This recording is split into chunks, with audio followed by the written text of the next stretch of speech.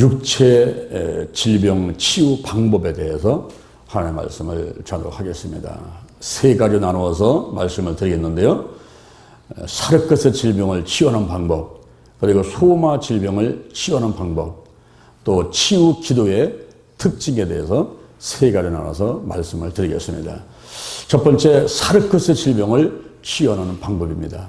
이 사르크스 질병은 육체 그대로의 사람이 가지고 있는 질병 등을 얘기를 했습니다. 갈라디아서 5장 19절 이하에 육신의 일 15가지가 나옵니다. 음행과 더러운 것과 호색, 우상숭배, 술수, 원수 맺는 것, 분쟁하는 것, 분내는 것, 시기하는 것, 당짓는 것, 불리이단, 특이, 술 취한, 방탕함들, 이런 15가지의 일들을 쫓아가는 사람은 하나님 나라를 유업으로 받지 못한다 그랬어요. 우리가 여기에 있는 15가지 한 가지들을 잘 살피면서 이것이 지속적으로 나를 세상으로 끌고 가는 것인가 하는 것들을 살펴보고 한 가지를 끊어내야만 됩니다.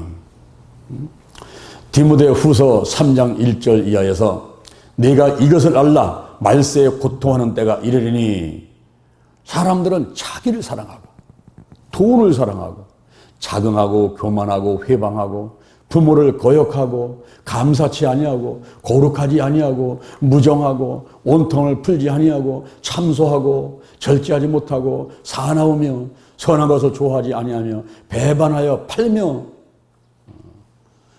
조급하며 자고하며 쾌락 사랑하는 것을 하나님 사랑보다 더하며 경건의 모양은 있으나 경건의 능력은 부인하는 자니, 이 같은 자들에게서 뇌가 돌아서라. 이것이 바로 사르크스 질병을 치유하는 결정적인 방법인 것입니다. 뇌가 돌아서라. 그러는 게 바로 회개하라 이 말입니다. 180도로 가던 길을 돌아서서 이제 방향을 전환하라. 회개하라. 뇌가 돌아서라. 그랬습니다. 또한 로마서 8장 13절에 보니까 영으로서 몸의 행실을 죽이면 내가 살리니, 다시 말하면 살기 위해서는 성령 충만해서 몸의 행실을, 세상으로 달려가는 육신의 일들을 끊고 돌아서라 이렇게 말씀하시는 것입니다. 우리가 성령으로 충만하게 되게 되면 이제 나쁜 것들이 나가게 되죠.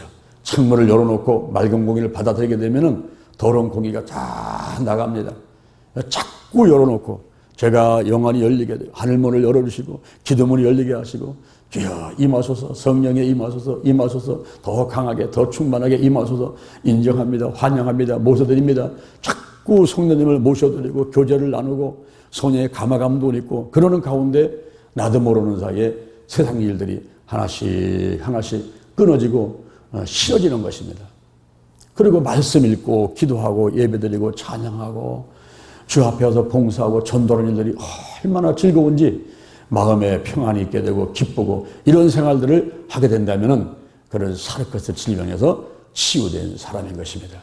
그러나 아직도 교회를 나오면서도 5가지 감각, 시각, 청각, 후각, 미각, 촉각, 이런 감각에 의해서 자꾸 눈에 보이는 것, 귀에 들리는 것만, 이런 것만 믿으려고 하고 그런 쪽만 쫓아간다고 한다면 아직도 사르크스 질병에서 벗어나지 못하고 있다고 할 수가 있습니다. 로마서 14장 17절에 하나님 나라는 먹는 것과 마시는 것이 아니요. 근데 세상 사람들은 이 먹는 것과 마시는 것에 아주 100% 그리고 목숨까지 걸면서 달려가고 있습니다. 그러나 하나님 나라는 오직 성령 안에서 의와 평강과 희락이다 그랬습니다. 하박국 3장 17절에 보면은 그런 말이 나오죠. 비록 무화과나무가 무성치 못해, 감람나무에 소출이 없어, 포도나무에 과실도 없어, 밭에 식물도 없어, 외양간에 소도 없어, 우리의 양도 없어. 이건 다 망한 거예요. 지금 뭐 먹고 마시는 문제가 해결된 정도가 아니라 완전히 망해가지고 숟가락 하나 없는 그런 상태가 됐는데도 불구하고 낙심하거나 절망하는 것이 아니라, 나는 여호와를 인하여 즐거워하며 구원의 하나님을 인해서 기뻐하리로다. 주 여호와가 나의 힘이시라. 주 여호와가 나의 힘이시라. 이런 고백을 할 수 있는 사람이 된다면 그는 이미 사라컷의 질병에서 치유가 된 사람인 것입니다. 그 다음에 두 번째로는 소마 질병을 치유하는 방법입니다. 노마 디어링이 힐링터치에서 몇 가지 이야기를 합니다. 먼저 신비로운 육체 치유를 얘기를 합니다. 신비로운 육체 치유. 정말 하나님의 치유는 신비스럽다는 거예요.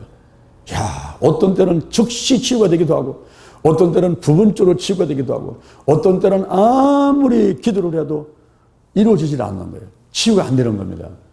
그리고 어떤 때는 이성과 상식과 의학과 방법으로, 과학으로 이해할 수 없는 그런 방법으로 또 치유가 되는 거예요.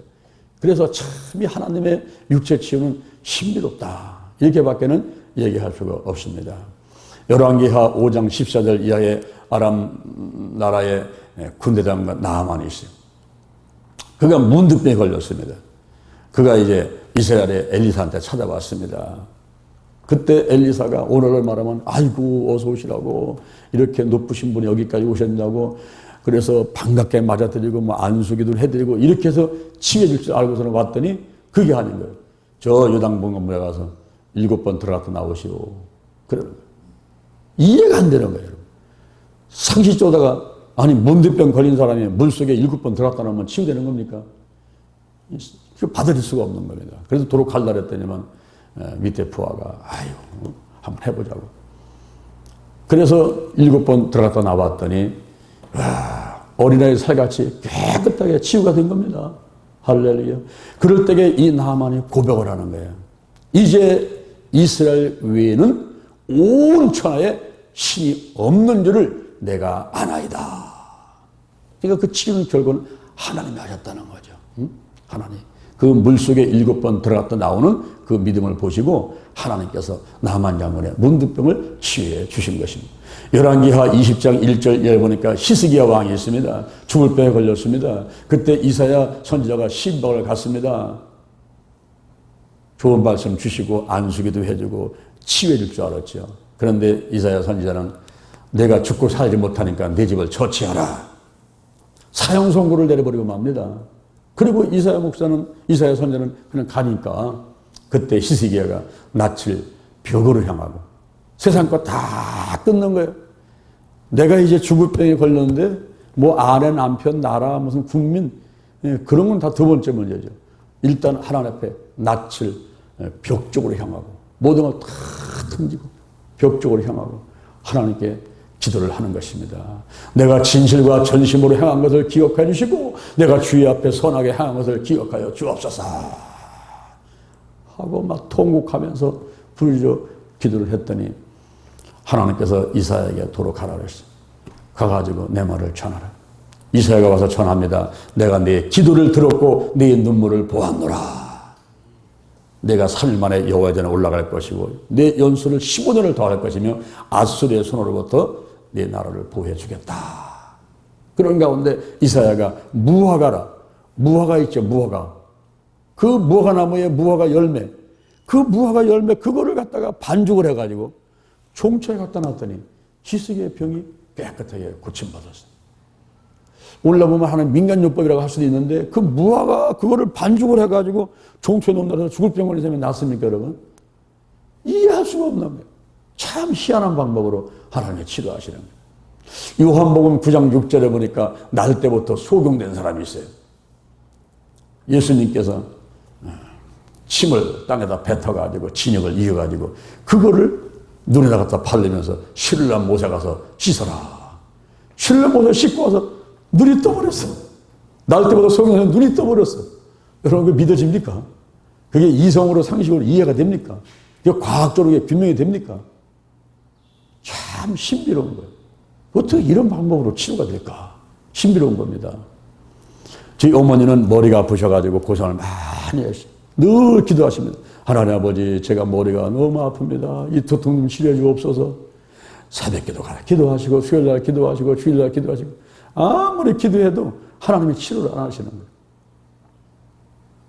하나님의 때에 하나님의 방법으로 치료하시는데 우리가 일단은 기도를 해놓고 봐야 돼요. 이 기도는 봄밭에 뿌리는 씨앗과 같아가지고 한번 기도를 해놓고 나게 되면 가을에 수확을 거두게 되듯이 그 해놓은 기도는 언젠가는 이루어지게 되는 것입니다. 하나님은 듣고 계시는 거예요. 내가 어느 때에 어떤 방법으로 치료해줄까 하면서 기다리고 계십니다. 우리 어머니가 어느 날 새벽기도 갔다 오시면서 흥얼흥얼 찬양을 하고서는 집으로 오시는데 골목을 지나오는데 그 골목에 청년들 4명이 서 있습니다. 그 아이들을 이렇게 비껴서 올라고 한쪽으로 비껴서 이렇게 오는데 그 중에 한 명이 우리 어머니 뒤로 돌아가가지고 이 주먹으로 뒤통수를 내려 쳐버렸어요. 그리고 가방을 뺏어갖고 도망가는 거예요. 그 가방 안에 돈 몇 푼 있을 줄 알지만은 새벽기도 갔다 오시는 권사님 가방 속에 돋보기하고 성경책이 왜 뭐가 들어있겠습니까? 그걸 채갖고 4명이 도망가는 거예요. 강도를 만났어요. 어머니는 뒤통수를 맞고 그 자리에 기절해버렸습니다. 그런 가운데 바닥에 찬 기운 때문에 어느 순간에 정신을 차리고 일어나 보니까 가방 뺏기고 뒤통수한테 맞았거든요. 그 자리에 무릎 꿇고 하나님 아버지 저 청년들을 용서해 주시고 예수 믿게 도와주세요. 제가 죽지 않고 살아난 거 감사합니다. 이러면서 일어나서 또 다시 감사합니다. 감사합니다. 집으로 오는데 쓰레기통 옆에 우리 어머니 가방이 떨어져 있더래요. 돋보기하고 거기 뭐 성경책밖에 없으니까 내버리고 간 거예요. 가방 다시 찾았습니다. 그리고 집으로 왔는데 그날부터 우리 어머니 그렇게 아프던 머리가 깨끗하게 나버렸어요. 정말 상식적으로 이해할 수 없는 방법으로 하나님께서 또 치료를 하시는 거예요. 신비로운 육체입니다. 신비로운 육체. 그러므로 여러분들이 기도를 주저하지 말고 주여 나를 고쳐 주옵소서. 내 문제를 해결해 주옵소서. 내 마음의 소원을 이루어 주옵소서. 하나님 앞에 와가지고 기도를 듣지 마시고 기도를 받는 것보다 여러분이 기도를 해야 돼요. 한마디 기도를 해야 됩니다. 입을 열어가지고 그냥 무슨 순서가 중요하고 이런 게 아니라 그냥 하셔. 하나님 고쳐 주옵소서. 아버지 내 소원을 이루어 주옵소서. 이게 기도를 하시고 여러분 또 기도할 때에 중보기도를 많이 하시기 바랍니다. 너무 자기 기도만 많이 하지 말고 중보기도. 이 중보기도는 하나님과 다른 사람 사이에 들어가서 그 다른 사람을 위해서 교회를 위해서 나라와 민족을 위해서 그분들에서 기도를 해주는 거예요. 나를 핍박하는 사람을 위해서 나를 욕하는 사람을 위해서 또 축복하면서 중보기도 해주는 거예요. 욥이 자기를 그렇게 와가지고 힘들게 했던 친구들을 위해서 중보기도 하며 축복기도 해주죠. 하나님께서 갑절의 축복을 주시지 않습니까? 그래서 나를 욕하고 핍박하면서 더 기도해줘요. 용서의 꽃은 축복이에요. 더 축복해 주시오. 이런 중보기도를 많이 하면은 내 기도가 빨리 응답이 됩니다. 야고보서 5장 15절 이하에 보니까 믿음의 기도는 병든 자를 구원하느니 주께서 저를 일으키시리라. 혹시 죄를 범했을지라도 사하심을 받을지라. 이러므로 너희가 서로 죄를 고하고 그리고 병 낫기를 위해서 서로 기도하라. 의인의 간구는 역사하는 힘이 많으니라. 그랬어요. 그래서 여러분들이 교회를 위해서 또 목사님을 위해서 전사님을 위해서 또 다른 또 권사님을 위해서 집사님들을 위해서 자꾸 기도를 해주게 되면은 너희는 먼저 그의 나라와 의를 구하라. 이 모든 것을 더해주겠다고 약속한 대로 여러분의 기도도 속기속기 응답이 되는 것입니다. 이 기도를 할 때는 영의 기도가 있고 혼의 기도가 있고 육의 기도가 있어요. 영의 기도는 고린도전서 14장 14절에 보면 방언으로 기도하는 것은 영으로 기도하거니와 그런데 마음은 열매를 맺지 못한다. 왜 그럴까요? 고린도전서 14장 2절에 보니까 이 방언으로 기도하는 것은 사람에게 하는 것이 아니고 하나님께 하나니. 그래서 알아듣는 사람이 없어요. 영으로 비밀을 말하는 것이다. 그러므로 방언으로 기도할 때는 영으로 기도하는 거지만은 마음은 열매를 맺지 못한다. 그랬어요. 또한 고린도전서 14장 4절에 보니까 이 방언 기도는 자기의 덕을 세우는 거다. 그랬어요. 그 덕이라는 것은 오이쿠스 두메오 집인데 신앙의 집을 지어가는 거기에는 도움이 되는데 그러나 교회의 덕을 세우는 것은 아니다. 왜냐하면 자기의 개인적인 기도이기 때문에 교회의 덕을 세우는 것은 아니다. 그러면 어떻게 할꼬? 영으로 기도하고 마음으로 기도하고 영으로 찬양하고 마음으로 찬미하고 그랬어요. 그 마음의 기도를 또 해야 돼요. 마음의 기도는 혼의 기도인데 이것은 향심 기도, 하나님을 향하는 기도, 향심 기도, 센터링 기도. 우리 축구에서 나한테 센터링 나한테 보내 이렇게 하듯이 막 기도하다가 잡생각이 오고 다른 데로 가면 다시 또 하나님께로 집중을 해가지고 하나님께 기도하는 그런 센터링 기도, 그다음에 침묵 기도, 묵상 기도, 뭐 관상 기도, 시편 131편 1절 이하에 보면은 욕심을 내려놔라. 다 내려놔. 내가 주인 삼은 모든 거 내려놓고, 내가 사랑했던 모든 거 내려놓고, 내 주신 주님만 찬양해 하면서 복음성은 있지 않습니까? 그러면서 우리가 욕심을 내려놓고 평안하는 가운데 여호와 하나님만을 바라보는 마음으로 묵상하면서 그분께만 생각을 계속 보내드리는 이러한 마음의 기도, 관상 기도, 묵상 기도, 이런 기도도 또 해만 되는 것입니다. 더 나아가서는 육의 기도가 있어요. 내가 입술을 열어서 안수하고 권세기도, 또 축사기도, 귀신 내어 쫓고 뭐 금식기도 하고 중보기도 하고 이렇게 입술을 열어서 우리 삼사기도, 뭐 성막기도, 치유기도 이런 여러 가지 이제 기도들을 하게 되는 것입니다. 그런데 이런 기도들을 하면서 하나님께 나의 문제와 소원과 질병들을 아뢰는데 육체의 질병은 점진적이다라는 사실을 여러분이 아셔야 돼요. 여러분들이 몸이 아플 때 병원에 가지 않습니까? 그러면 한 번에 가서 바로 약 먹고 고침받는 것도 있지만 일주일에 또 오세요. 열흘에 또 오세요. 이러면서 자꾸 오라 그러거든요. 두 번, 세 번, 네 번, 언제까지? 병이 날 때까지 계속 가서 치료를 받지 않습니까? 그 마찬가지로 우리가 기도할 때도 한 번 하고서 마치지 말고 두 번, 세 번 하면은 한 번 기도할 때마다 30%, 50%가 뚝뚝뚝뚝 떨어지는 경우를 느끼게 됩니다. 점진적이에요. 자꾸 기도는 쌓이고 말씀도 내가 하게 되면 모르는 것 같아도 또 이게 자꾸 쌓입니다. 들으면 잊어버린 것 같아도 그렇진 않아요. 여러분 한 번 들은 거를 잊어버리는 게 굉장히 힘든 거예요. 여기 천지 창조 있을 때에 천지는 기억하고 창조를 잊으시오. 그러면 그건 불가능합니다. 이게 한 번 들어온 게 잊어버린 것 같아도요. 다 나옵니다. 부부싸움 할 때 보세요. 10년 전, 20년 전까지 다 생각납니다. 지금 뭐 절대 잊은 거 아닙니다. 잊은 거 아니에요. 그래서 자꾸 기도를 해놓으면 그게 쌓여요. 자꾸 쌓이고 한 번, 두 번, 세 번 점진적인 거죠. 점진적. 그리고 내가 만약 몸이 아파가지고 배 아프다, 허리 아프다. 그거를 이렇게 기도를 하는데 안 낫는 거예요. 이상하게 낫지 않네. 내가 왜 이렇게 불면증이 안 낫지? 왜 이렇게 배 아픈 게 안 낫지? 왜 이렇게 허리 아픈 게 안 낫지? 한 번, 두 번 기도도 안 낫네. 왜 이렇지? 그럴 때는요. 자꾸 육체 치유만 하지 말고 다른 분야를 살펴봐야 돼. 혹시 내가 마음에 쓴 뿌리 없나? 내가 누구 미워하지 않나? 내가 혹시 하나님 앞에 내가 사명 받은 거 그거 제대로 최선을 다하지 않은 거 없나? 자꾸 살펴봐야 됩니다.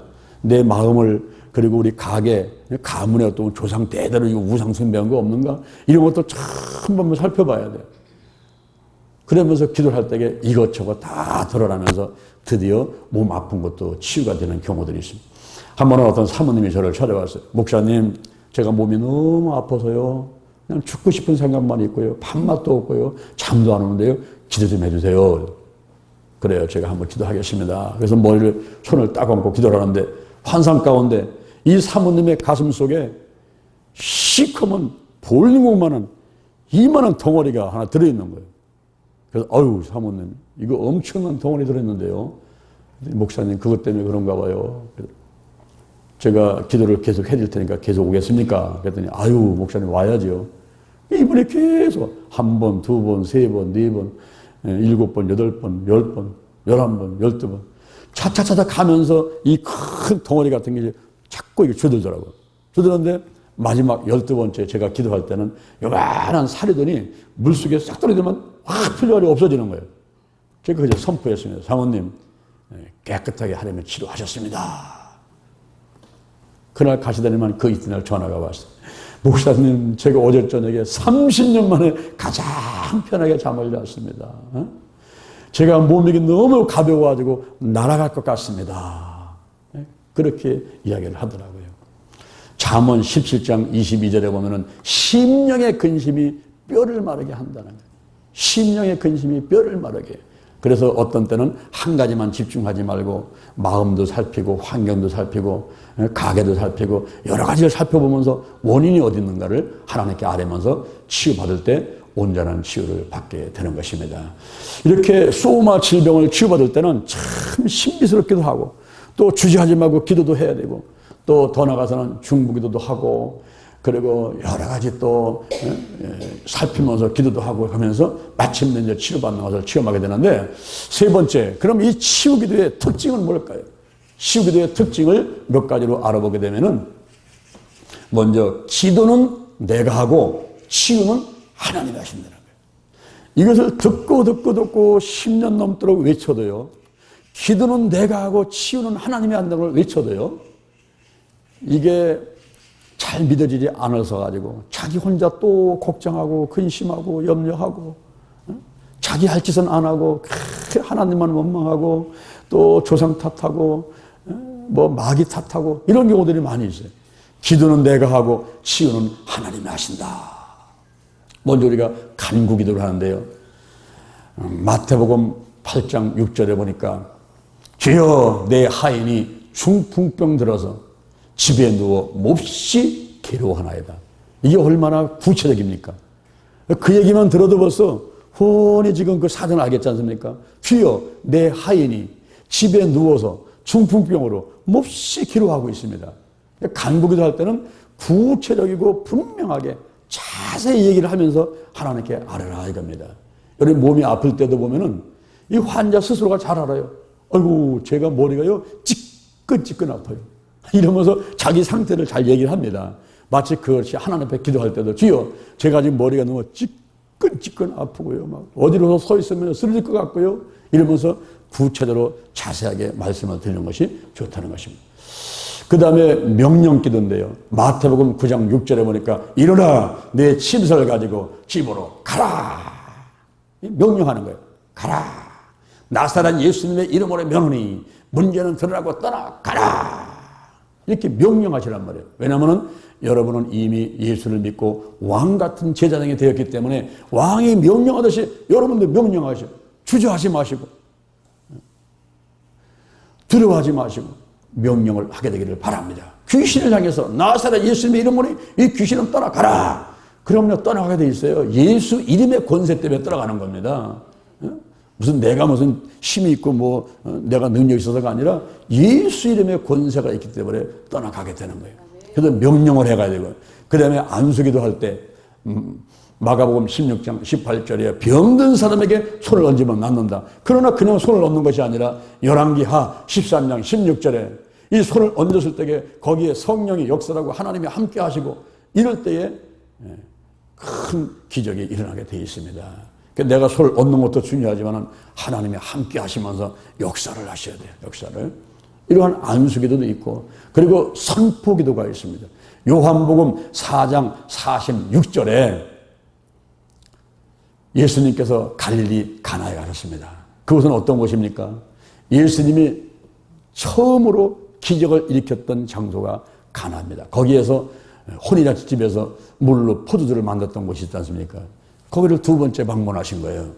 두 번째 갈릴리 가나를 딱 갔는데 왕의 신하가 예수님과 와서 말씀드립니다.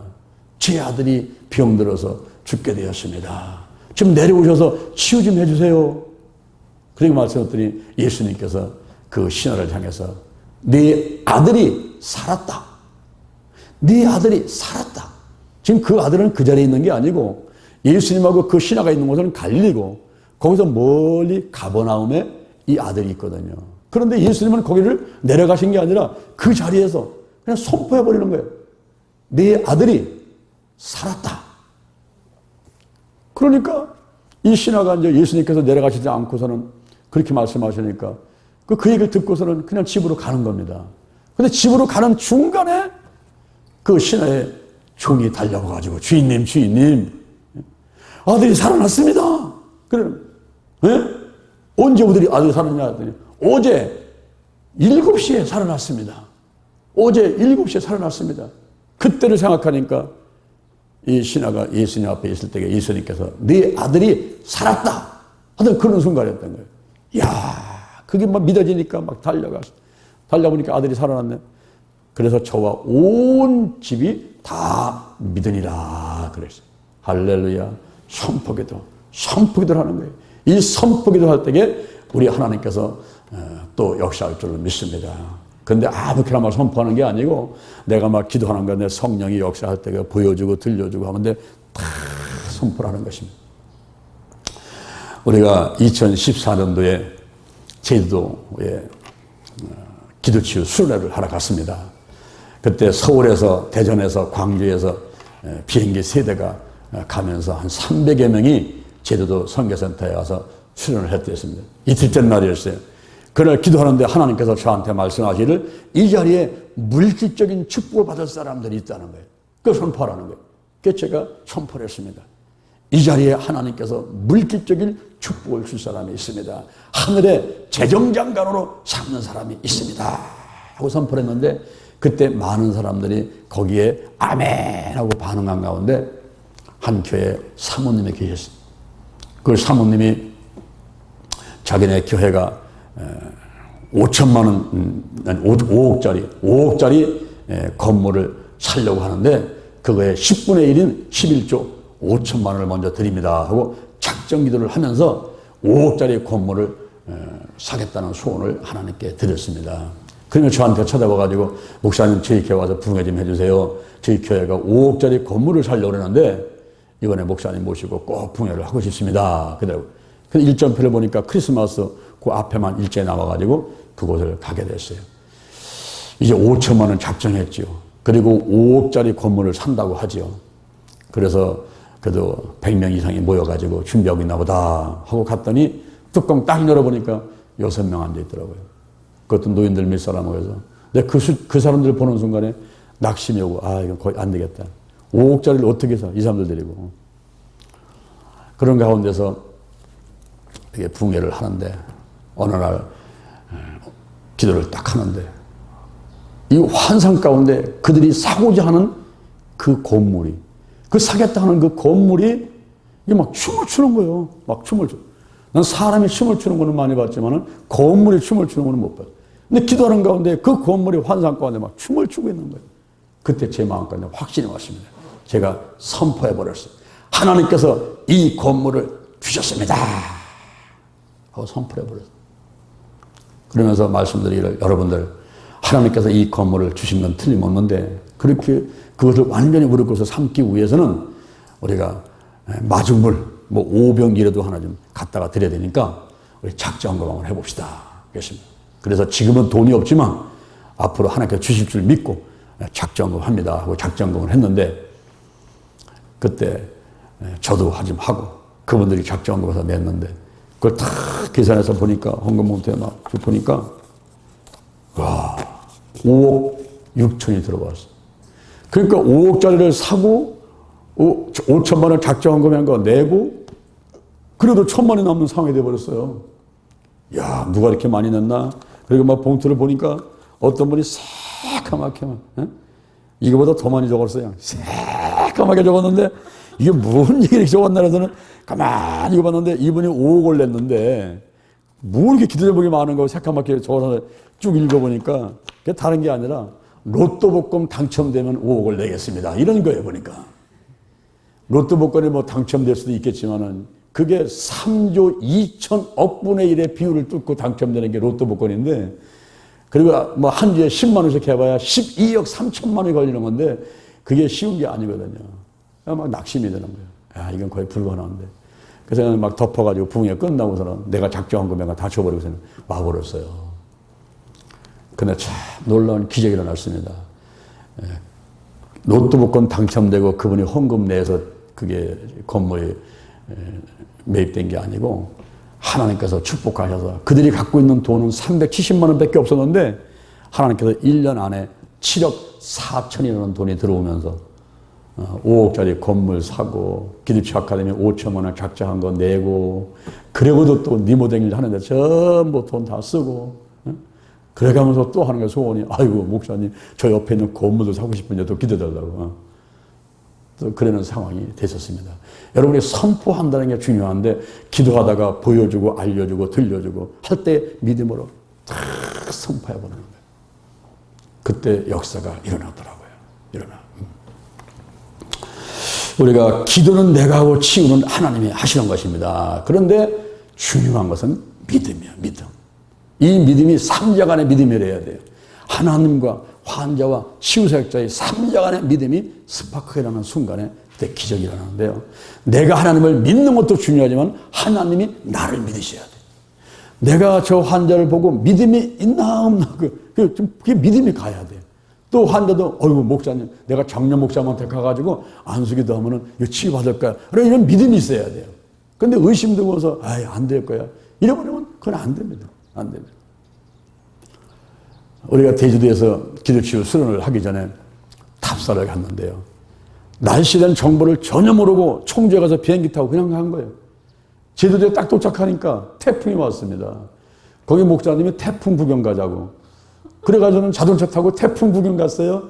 그 바닷가 가니까 집채만한 파도가 몰려오는데요. 이야, 태풍 올 때가 이렇구나. 태풍 구경하고 와가지고는 밥 먹고 있는데 거기 있는 목사님들이 그래요.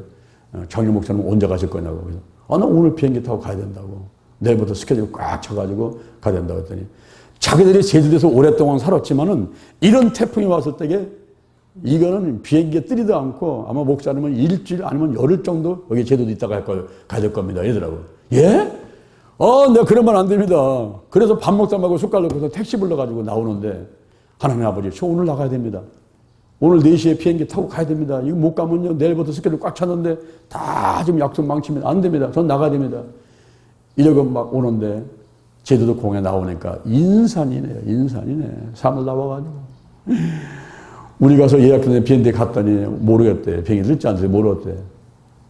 야 이게 진짜 장난이 아니네.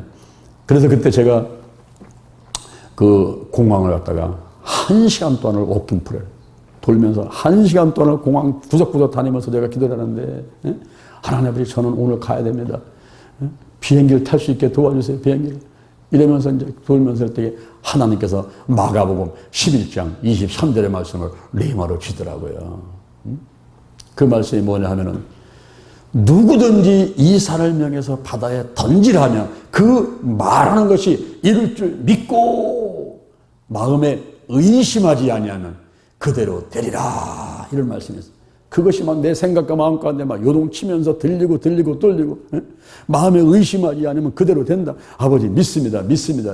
이래가면서 1시간 동안 기도하고서는 그 카운터 가서 아가씨들 얘기를 하니까 다 안 된다는 거예요. 이 여행사 저 여행사 가도 다 안 된다는 거예요. 다 캔슬 디레이 다 캔슬. 오후 4시에 와보라고. 그래서 또 기다렸다가 오후 4시에 가니까 뭐 다 캔슬 디레이. 비행기가 뜨질 않는 거예요.